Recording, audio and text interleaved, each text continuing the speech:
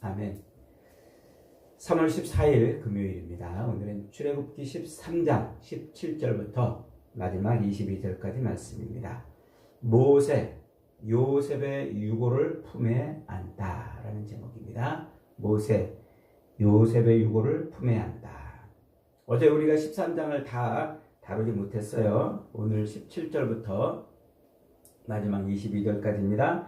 17절 한번 먼저 다시 읽어봅니다. 시작. 바로가 백성을 보낸 후에 블레셋 사람의 땅의 길은 가까울지라도 하나님이 그들을 그 길로 인도하지 아니하셨으니 이는 하나님이 말씀하시기를 이 백성이 전쟁을 하게 되면 마음을 돌이켜 애굽으로 돌아갈까 하셨습니다. 18절. 그러므로 하나님이 홍해의 광야 길로 돌려 백성을 인도하시네 그랬어요. 이 구절은 지금 하나님께서 애굽에서 이스라엘 백성들을 꺼내셔서 가나안 땅으로 들어가게 하실 때 하나님이 그들을 어디 길로 이끌어 가셨다고요? 광야 길로 이끌어 가셨다는 거예요. 약속의 땅 가나안까지 이 블레셋이라는 나라를 통과해서 갈 수 있는 아주 가까운 길이 있었지만은 하나님이 일부러 광야로 돌아가게 하셨다는 것이죠. 그러니까 인간적인 생각으로 보면은 지름길, 가장 가까운 길처럼 보이는 길을 하나님은 택하지 않으시고 멀리 돌아가는 길을 택하셨다 이런 말이에요. 그러니까 이 말은 하나님은 우리에게 단순히 빠른 길을 주시는 것이 아니라 가장 정확한 길을 주신다 이런 말이죠. 우리로 하여금 감당할 수 있는 길을 주신다는 거예요. 그러니까 하나님이 우리 인생을 이끌어 가시는 길은 빠른 길이 아니에요. 우리가 감당할 수 있는 최고의 길이라는 것이죠. 자, 21절 다시 한번 읽어봅니다. 21절 시작. 여호와께서 그들 앞에 가시면 낮에는 구름 기둥으로 그들의 길을 인도하시고 밤에는 불 기둥을 그들에게 비추사 낮이나 밤이나 진행하게 하시니 낮에는 구름 기둥, 밤에는 불 기둥이 백성 앞에서 떠나지 아니하니라. 그러니까 하나님이 가장 좋은 길로 우리를 이끌어 가시고 그 길에 우리와 어떻게 하신다고요? 늘 함께 동행하신다는 거예요. 이것이 무엇을 의미할까요? 우리 인생의 이 광야 길에는 하나님의 지문이 묻어 있다는 거예요. 이 길은 하나님이 주물럭 이렇게 하나님이 이끌어 가시는 길이라. 그래서 우리 인생이 출애굽한 이후에 걸어가는 그 모든 광야의 길은 하나님의 지문이 묻어 있다. 이렇게 말씀하고 있는 겁니다. 한번 따라해 보겠습니다. 인생의 광야 길에는 하나님의 지문이 묻어 있다. 예, 이게 지금 하나님께서 출애굽한 이스라엘 백성들을 블레셋 땅의 길이 아닌 광야로 돌아가게 하신 그 말씀 속에 담겨 있는 말씀이에요. 의미예요. 그러니까 오늘날 우리가 이 광야 같은 삶을 살아가는 이 모든 삶 속에 누가 함께 하신다고요? 하나님이 함께 하신다고요. 하나님이. 그래서 예수님의 다른 이름이 뭐예요? 임마누엘입니다. 임마누엘이라는 뜻이 뭐라고 그랬어요? 하나님이 우리와 함께 하신다. 바로 그런 의미라고 그랬잖아요. 그러니까 이 광야 같은 인생을 살아갈 때 우리가 잊어버리면 안 되는 것이 뭐냐면 하나님이 내 인생 가운데 함께하고 있음을 잊어버리면 안 되는 거예요. 우리가 이렇게 매일 교회로 예배로 모여가지고 이렇게 교회에서 예배 드릴 때는 하나님이 살아계신 것 같아요. 하나님이 나를 사랑하시고 나를 붙들어 주시고 나를 이끌어 가시고 내 기도를 다 들어주시는 것 같은데 예배당 문 밖을 벗어나면 우리는 또 직장에서 이리 뛰고 저리 뛰고 또 이렇게 사람들과 함께 어울려서 세상을 살아갈 때는 하나님이 안 계신 것처럼 여긴단 말이에요. 이렇게 앉아서 예배 드릴 때는 우리 입술에서 찬송이 튀어나오고 하나님이 살아계신 것 같고 또 기도의 하나님, 또 찬송의 하나님, 또 은혜의 하나님, 우리 입에도 귀에도 그렇게 하나님으로 가득한데 예배당 문 밖에 나가면은 하나님이 갑자기 사라져 버리는 거예요. 그래서 예배를 드리고 월요일 아침에 출발! 그러면 지하철 속으로 뛰어들고 사무실로 뛰어들고 학교 강의실로 또 시장으로 또 핸드폰 속으로 뛰어들어가면은 어느새 우리 입에서도 귀에서도 우리 머릿속에서도 하나님이 사라져 버리는 거예요. 이 예배당 안에만 있으면 하나님이 함께 하시는 것 같은데 왜 저 밖에 나가면 하나님이 안 계신 것처럼 여기느냐 말이죠. 이게 왜 그럴까요? 그러니까 우리가 이 땅을 살아갈 때 하나님이 우리와 함께하고 있다는 사실을 잊어버리기 때문에 그러는 거예요.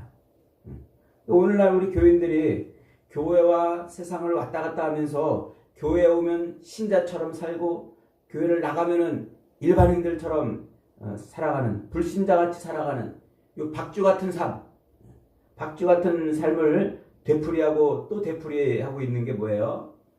밖에 나가면 하나님이 안 보이는 것처럼 보이지 않기 때문에 그래요.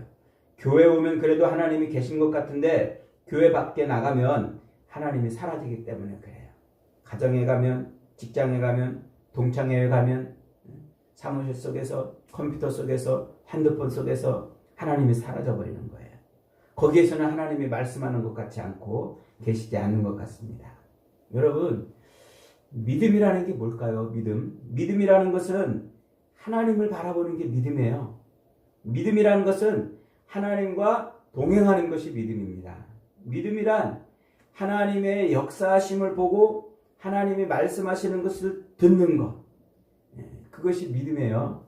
그러니까 예배당 안에서는 그게 자꾸 들리니까 하나님이 계신 것 같은데 예배당 밖을 나가면은 그게 안 들리니까 안 계신 것처럼 그렇게 여겨지는 거예요.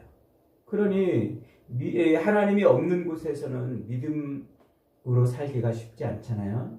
그래서 예배당 밖에 나가면은 믿음으로 산다는 것은 참 어렵고 힘든 것입니다. 자기 눈에 하나님이 보이지 않기 때문에 그래요. 그런 점에서 오늘 이 말씀은 아주 굉장히 중요한 말씀이란 말이죠. 우리 인생의 길을 가장 좋은 길로 이끌어 가시는 분이 누구라? 하나님이라. 우리 인생 가운데 함께 하셔서 늘 불기둥과 구름기둥으로 하나님이 이 광야의 길에 동행하신다는 말이에요. 우리가 예수 그리스도를 믿음으로 구원을 얻은 이 구원 이후의 삶에 하나님이 어떻게 하신다고요? 동행하신다는 거예요. 그 하나님의 동행을 오늘 우리가 완전하게 그리고 확실하게 알 수 있는 게 뭘까요? 그게 오늘 19절 말씀이에요. 19절 같이 한번 읽겠습니다. 시작. 모세가 요셉의 유고를 가졌으니 이는 요셉이 이스라엘 자손으로 단단히 맹세하게 하여 이르기를 하나님이 반드시 너희를 찾아오시리니 너희는 내 유고를 여기서 가지고 나가라 하였음이더라. 모세가 요셉의 유고를 가졌다 라고 하죠. 이 말이 뭡니까? 창세기 50장에서 요셉이 죽으면서 자기 형제들과 자식들을 모아놓고 그렇게 말을 합니다. 나는 죽을 것이나 하나님이 당신들을 돌보시고 당신들을 이 땅에서 인도하여 내사 아브라함과 이삭과 야곱에게 약속하신 땅으로 이르게 할 것입니다. 그때 반드시 하나님이 당신들을 돌보실 건데 그때 내 유고를 여기서 가지고 올라가겠다라고 맹세하십시오. 이렇게 하면서 요셉이 숨을 거두죠. 그러니까 지금 하나님께서 이스라엘 백성들을 아브라함과 이삭과 야곱에게 약속하신 땅으로 끌고 가시겠다는 그 놀라운 약속을 자식들에게 형제들에게 다시 한번 확인시켜주고 그 삶에 하나님이 어떻게 하시겠다? 반드시 함께 할 것이라는 것을 요셉이 확인을 시켜줬습니다. 그래서 지금 이 모세가 요셉의 유고를 가지고 나갔다는 것은 바로 그 하나님의 언약을 지금 품에 안았다는 얘기예요. 지금 430년이라는 긴 시간이 지났는데도 이 모세가 요셉의 유고를 가지고 나갔다는 건 뭐예요? 하나님의 그 언약이 계속 그 자식들에 의해서 계속 언약이 이어졌다는 얘기예요. 그러니까 애굽 땅에서 비록 고통 가운데 종살이하고 신음하고 살고 있었지만 그럼에도 불구하고 그 백성들은 뭐 했다는 거예요? 하나님의 언약을 붙들었다는 거예요. 그러니까 얼마나 대단합니까? 430년, 약 500년 가까이 지나면은 그 조상들이 뭐 했는지 누가 기억합니까? 그 조상들, 우리 500년 전에 우리 조상들이 무슨 기록을 남겼는데 그 기록을 지금 잘 알고 있는 게 얼마나 있겠어요? 그런데 지금 이스라엘 백성들은 뭐 했다는 거예요? 그 하나님의 언약을 늘 품고 있었다는 것이죠. 아브라함에게 주셨던 그 가나안 땅의 약속을 품고 있었다는 거예요. 그래서 430년이나 지난 이 시간에도 모세가 요셉의 유고를 품었다는 것은 단순히 조상의 해고를 가지고 나왔다는 것이 아니고 이스라엘 백성들이 하나님의 언약을 품고 살아왔다. 지금 그 얘기를 하고 있는 거예요. 그러면서 그 하나님의 언약을 품고 이제 어디로 가는 거예요? 이제 광야 길로 나가는 거예요. 광야 길로. 그래서 그 광야 길에서 하나님이 어떻게 하시는 겁니까? 하나님의 언약 안에 있는 백성들에게 불기둥과 구름기둥으로 함께 하시는 거예요. 하나님의 언약을 품고 있는 그 백성들을 전쟁의 길이 아닌 가장 좋은 길로 인도하시고 그들을 불기둥과 구름기둥으로 함께 하신다는 것이죠. 그렇습니다, 여러분. 애굽의 압제 속에서도 자기 백성들의 신음을 들으신 분도 하나님이세요. 애굽을 심판하신 분도 하나님이시고 그 심판 속에서 자기 백성들을 구원해 내신 분도 하나님이십니다. 그러니까 세상의 모든 것에게 생명을 주고 그것들을 이끌어 가시는 분이 하나님이시고 또 그것들을 승하게도 하고 망하게도 하시는 이가 하나님이시라는 거예요. 그래서 하나님은 세상의 모든 크고 작은 범사의 일들을 다 계획하시고 다스리시는 분이십니다. 출애굽기는 지금 바로 그걸 보여주는 거예요. 그래서 이 광야, 애굽에서 나와서 광야로 가는 그 모든 여정에 우리 인생에 가장 필요한 게 뭐라고요? 하나님의 언약을 품는 거란 말이에요. 그 언약을 품을 때 그때 하나님은 우리 가운데 함께 하시는 거예요. 여러분, 우리가 이 땅을 살면서 예수를 믿고 구원을 받았다고 말하면서도 예배당 안에서는 하나님으로 늘 충만하지만 예배당 밖에 나가면은 하나님이 안 계신 것처럼 여기는 이유가 뭡니까? 하나님의 언약을 품고 있지 않기 때문에 그래요. 하나님의 말씀을 우리가 담고 있지 않기 때문에 그래요. 그래서 세상을 살면서 하나님이 안 계신 것처럼 그렇게 여겨지는 거예요. 여러분, 하나님께서 자신의 거룩하신 뜻을 그대로 성취하셔서 이루시려는 게 뭡니까? 하나님의 자녀들을 통해서 하나님의 나라를 이루시려는 거 아닙니까? 하나님의 자녀들을 원수의 손에서 건져내시고 그래서 이 땅의 모든 그 원수들로부터 받는 그 모든 핍박과 그 고난과 고통의 삶에서 그들을 건져주시고 이끌어가시고 하시는 것입니다. 그래서 세상 모든 것을 통치하시는 분이 누구시라고요? 하나님이시라는 것을 보여주고 싶으신 거예요. 그것을 위해 하나님은 우리의 날마다의 시간표 속에서 하나님은 우리와 함께 하시는 거예요. 세상의 모든 것을 하나님이 주물러 가심으로 말이죠. 그래서 이 나라와 세상의 모든 사건들과 온 우주의 모든 일들은 하나님으로 충만한 것입니다. 사도 바울은 사도행전 17장 25절에서 이렇게 말합니다. 하나님은 만민에게 생명과 호흡과 만물을 친히 주시는 분이십니다. 우리가 그를 힘입어 살며 기동하느니라. 하나님은 만물에 충만하시고 또 우리에게 호흡을 주시는 분이신데 우리가 이렇게 살아 숨쉬는 것은 그분 때문이다. 이렇게 지금 말하고 있는 거죠. 여러분 어떻습니까? 여러분은 지금 무엇 때문에 살고 있는 것 같습니까? 하루를 이렇게 눈뜨고 하루를 시작하는 이 놀라운 신비한 일, 내가 일어나고 싶어서 일어났습니까? 오늘 하루를 얻기 위해서 어젯밤에 내가 무슨 노력을 했습니까? 오늘 하루를 시작하기 위해서 내가 무슨 쌓아놓은 공덕이 있습니까? 아무것도 없는데. 그런데 하나님은 우리에게 새날을 주시고 또 하루를 살아가게 하시는 거예요. 그래서 하나님께서 하시고자 하는 일을 이루시려고 오늘도 우리를 이렇게 살게 하시는 것이죠. 그 이 삶에서 이 광야 같은 인생을 살아갈 때 우리에게 중요한 게 뭐라고요? 하나님의 언약을 붙들고 사는 것이란 말이죠. 여러분, 월요일 아침에 일어나서 출근하고 사무실에서 사람들을 만나 부대끼고 이 일 저 일을 하다가 저녁에 집으로 돌아오는 그 시간표 속에 하나님은 과연 살아계십니까? 여러분, 여러분의 삶에서, 여러분의 일상에서 벌어지고 있는 모든 일들, 누리고 있는 그 모든 일들 속에서 하나님은 과연 계시냐 말이에요. 우리가 그것을 잊어버리고 산다면 하나님의 그 놀라우신 은혜와 복을 누릴 수가 없는 것입니다. 그러므로 우리는 이 땅에서 벌어지는 이 모든 일들이 하나님의 그 손안에 있다는 것을 잊어버리면 안 됩니다. 그래서 하나님은 지금 오늘 이 말씀을 통해서 애굽에서 나와 가나안 땅에 가는 이 광야의 길을 끌고 가시면서 우리로 하여금 하나님의 언약을 품는 인생이 될 때 불기둥과 구름기둥을 하나님이 함께 하신다는 것을 보여주고 있습니다. 그러므로 우리가 출애굽한 이후에 가나안 땅에 가기까지 이 광야의 길을 가는 모든 인생의 여정에서 우리가 해야 될 일이 뭘까요? 첫째로 어려운 일, 고난의 일, 고통을 당하면 기대감을 갖고 기도하는 것이에요.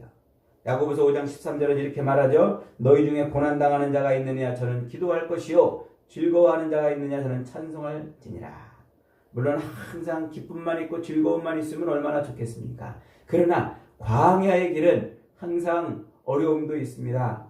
추위도 있고 더위도 있고 목마름도 있고 배고픔도 있고 이런 여러 가지 시련과 환난이 있을 수밖에 없어요. 그럴 때 어떡하라고요? 그럴 때 우리는 하나님이 우리를 이 길로 인도하셨다는, 그래서 이 길을 통해서 하나님이 하고 싶은 일이 있다는 것을 기대하고 기도하는 거예요. 그 다음에 두 번째로 형통한 일을 당하면 감사하고 찬송하는 겁니다. 왜냐하면 그 모든 일에도 다 하나님의 지문이 묻어있기 때문에 그래요. 좋은 일이, 내가 원하고 바라는 좋은 일들이 이루어지면 그것이 내가 잘나서 된 것이 아니고 운이 좋아서 된 것이 아니고 어쩌다 된 것이 아니고 그것이 바로 하나님께서 우리에게 베푸시는 은혜이기 때문에 그래요. 잘 될 때, 평안할 때 감사와 찬송을 읽고 교만을 떨면 안 돼요. 이게 광야에서의 삶의 모습이란 말이에요. 그리고 세 번째로 범죄하면 뭐 하라고요? 즉시 회개하라. 우리의 탐욕과 연약 때문에 우리는 늘 수없이 죄를 짓습니다. 그러나 그 죄악 속에서도 우리가 하나님의 손길을 느끼고 하나님의 인도하심을 따라서 엎드리면 하나님의 긍휼이 있어요. 왜냐하면 그런 모든 일들도 다 하나님의 작전 가운데 있기 때문에 그런 거예요.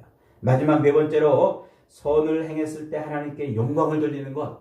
이것이 광야를 사는 인생의 가장 중요한 모습이에요.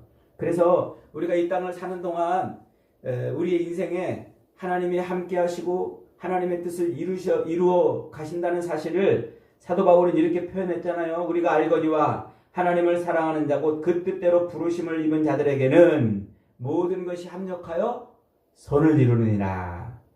여러분, 이 말씀을 믿으셔서 약속대로 하나님의 긍휼과 은혜를 누리시기를 축복합니다. 광야의 길에는 항상 뭐가 있다고요? 하나님의 사랑이 있고 하나님의 지문이 묻어 있어요. 그래서 우리가 할 일은 고난을 당하면 기도하고 또 즐거운 일을 만나면 찬송하고 죄를 지면 회개하고 그리고 선을 행했을 때는 하나님께 영광을 돌리는 거예요. 이 네 가지 구조, 이 네 가지 행할 일들을 잘 머릿속에 묵상해 두면 앞으로 이제 출애굽기에서 이스라엘 백성들의 그 모습을 정확하게 들여다볼 수가 있을 것입니다. 사랑하는 여러분, 하나님은 지금도 살아계신 줄 믿습니다. 가장 좋은 길로 우리를 이끌어 가시는 줄 확신하시기 바랍니다. 하나님은 오늘도 불기둥과 구름기둥으로 함께 하시는 줄 믿습니다. 이것은 언약을 품은 자에게만 하시는 거예요. 저와 여러분이 십자가 언약을 날마다 품고 사셔서 불기둥과 구름기둥으로 함께 하시는 하나님의 은혜를 누리시기를 주님의 이름으로 축복합니다. 아멘. 말씀 붙들고